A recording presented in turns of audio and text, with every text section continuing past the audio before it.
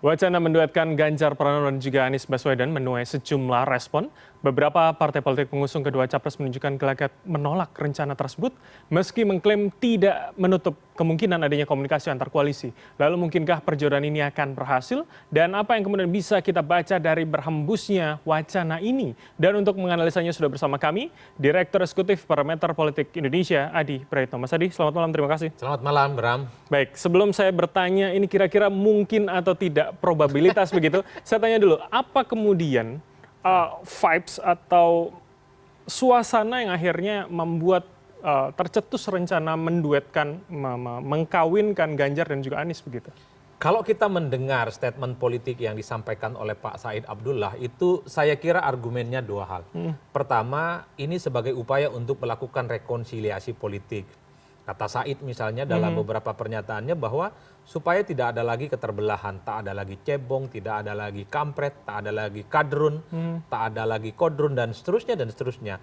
Dalam konteks itu saya kira cukup rasional karena pendukung Ganjar Pranowo dan Anies Baswedan ini kan mewakili dua kutub yang Berbeda. cukup ekstrim dan selama ini saling berhadapan-hadapan.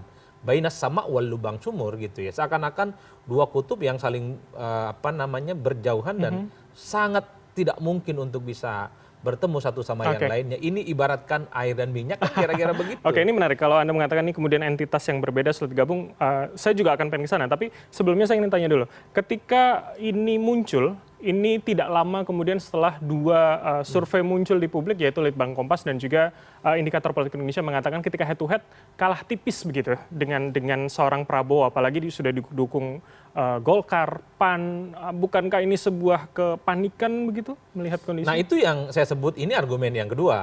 Pak Said Abdullah juga mengatakan bahwa kalau melihat dalam simulasi survei, bahwa ketika terjadi head to head dengan asumsi Anies tidak lolos putaran kedua, masuk putaran yang selanjutnya itu adalah Ganjar dan Prabowo Subianto, ini kan selisihnya tipis. Itu artinya apa? Penentu kemenangan kalau terjadi head to head antara Ganjar dan Prabowo Subianto tentu suaranya Anies Baswedan. Dalam konteks inilah kemudian sepertinya PDIP perlu gerak cepat gitu ya untuk merangkul Anies sejak awal. Kalau memang suara Anies adalah penentu di atas segala-galanya, kenapa tidak dari awal saja kemudian Ganjar dan Anies berpasangan? Head to head begitu ya? Betul, kalau mau jujur sebenarnya Prabowo Subianto juga sangat membutuhkan suara Anies. Kalau tidak salah misalnya dalam survei Litbang Kompas, ada sekitar 14-17% jumlah pemilih Anies Baswedan yang akan diperebutkan oleh siapapun yang masuk putaran kedua, yang secara terbuka menyatakan tertarik untuk menduetkan ini baru PDIP. Saya termasuk yang hakul yakin sebenarnya bahwa Prabowo Subianto butuh juga suara Anies. Cuman ada kesan bahwa suara Anies ini otomatis akan pindah kepada Prabowo Subianto. Ketika putaran kedua? Ketika putaran kedua. Oleh karena itu PDIP sebagai partai yang tentu saja ingin hat-trick di 2024, mereka gerak cepat kemudian mencoba untuk membangun satu narasi supaya kedua tokoh ini bisa disatukan, tentu untuk kepentingan politik elektoral. Tapi sekali lagi ini hanya sebatas wacana, ini sebatas mimpi.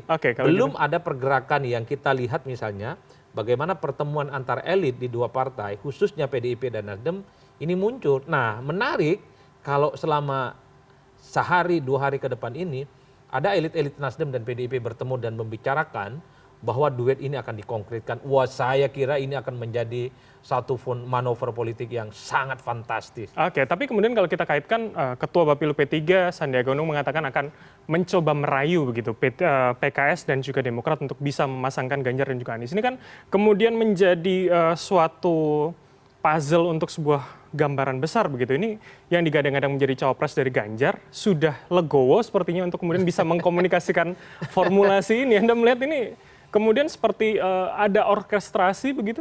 Ya kalau saya membaca statementnya dari Pak Said Abdullah itu kan ketika ditanya oleh media, bagaimana kemungkinan PDIP berkoalisi dan membuka komunikasi dengan yang lain. Melihat head to head antara Ganjar dan Prabowo itu selisihnya tipis. Said kemudian membuka bahwa sangat mungkin akan menjadikan Anies sebagai pendamping atau menyatukan Anies dengan Ganjar Pranowo. Ini kan satu statement politik. Oleh karena itu ketika ada wacana ini, maka suka tidak suka, maka poros perubahan bukan hanya Nasdem yang diangkut, tapi juga harus dipastikan PKS dan Demokrat ada di dalamnya. karena mengakumulasi kekuatan politik, memenangkan pertarungan di putaran kedua, maka tentu butuh resource, butuh tambahan politik yang tentu saja pastinya dibutuhkan oleh tim sukses dan para pendukungnya Ganjar.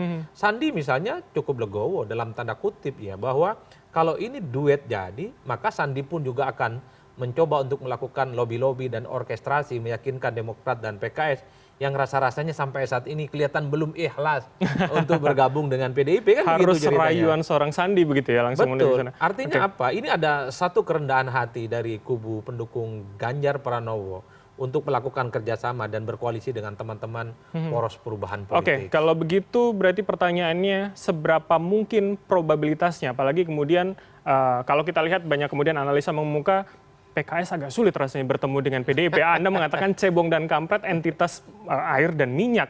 Seberapa kemudian kalau kita simulasikan bisa menyampur jadi satu begitu Mas Adi? Kalau dilihat rata-rata kecenderungannya, saya masih melihat 50%, 50%, 50-50. Kenapa 50-50? Ini kan hanya sebatas wacana. Tapi ingat, yang menyambut positif wacana soal menyatukan Ganjar dan Anies, itu ini Partai Nasdem.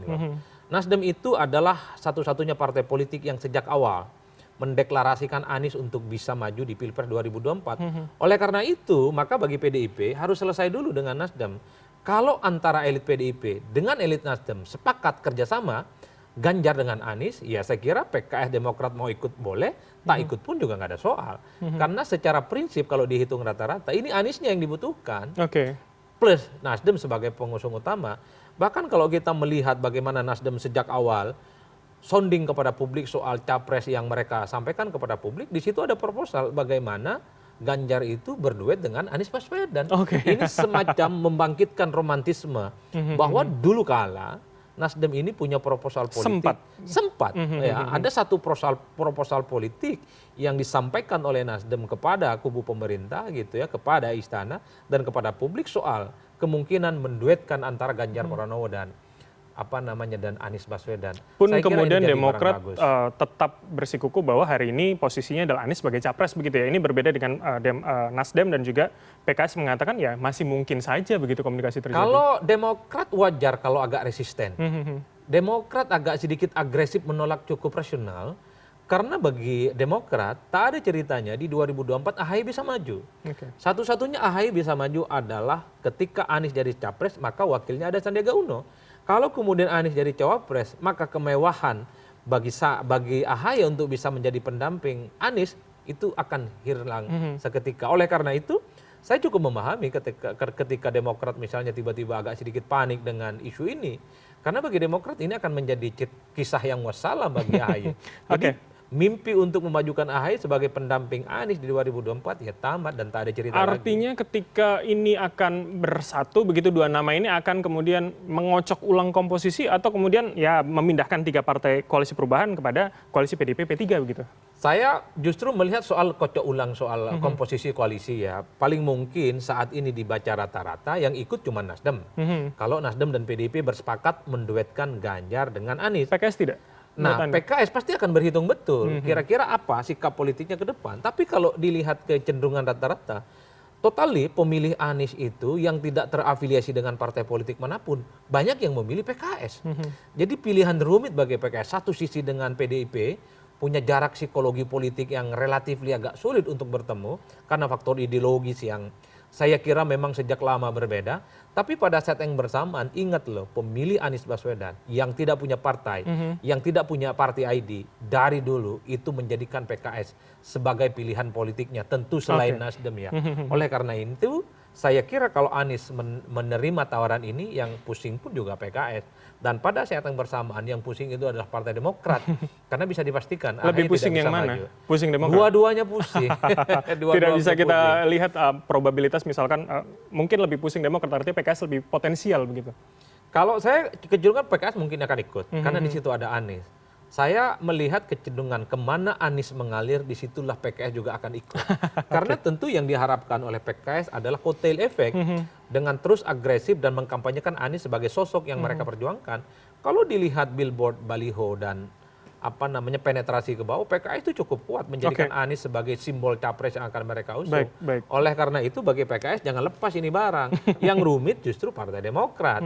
sama kubunya PDIP mungkin resisten kalau ini menjadi satu koalisi, tapi pada saat yang bersamaan kalau bergabung dengan koalisinya Prabowo sekalipun juga dianggap tidak terlampau penting. Oke, baik, Apalagi Mas dengan Adi. proposal AHY sebagai cawapres, ini akan Akan mati lebih gaya susah dan lagi begitu ya. semakin rumit. Mas Adi, terakhir, kalau begitu, ketika skema ini, walaupun Anda katakan 50%, ketika jadi begitu, akankah kemudian merubah dukungan seorang Jokowi mengendorse? Apakah kemudian akan lebih imbang lagi, tidak hanya Prabowo, tapi Ganjar dan Anies akan juga mendapat blessing begitu?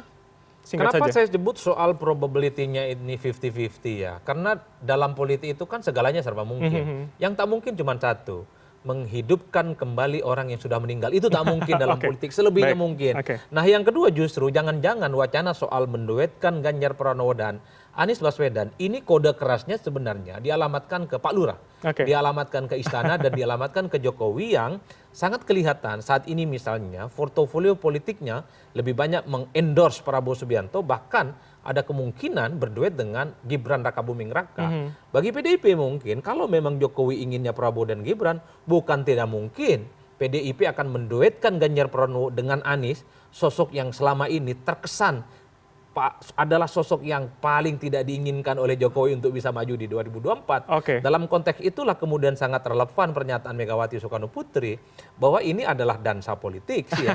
Oke, baik, Kadang baik. dia slow motion, kadang dia agresif, kadang dengan satu teman, dengan teman yang lain, dan kadang-kadang dia juga harus punya pilihan sendiri. dan tidak Menyeimbangkan kekuatan Betul. begitu ya. Baik, Jangan-jangan baik, pesan baik, Mas Adi. politiknya di situ ya, yang paling utama ya. Karena ini baru sebatas wacana. Elit Nasdem, elit PDIP belum ada yang bertemu loh. Oke, Tapi kita wacana tunggu. ini sudah bikin geger dan bikin luluh lantah ya dunia persilatan Oke, politik kita. luluh lantai itu Luluh kuncinya. Oke, lantah. kita akan lihat seperti apa kemudian menjelang pendaftaran di Oktober nanti. Terima kasih Mas Adi Praitno, Direktur Eksekutif Parameter Politik Indonesia telah bergabung sama kami. Sehat selalu, Mas Adi. Terima kasih Mas.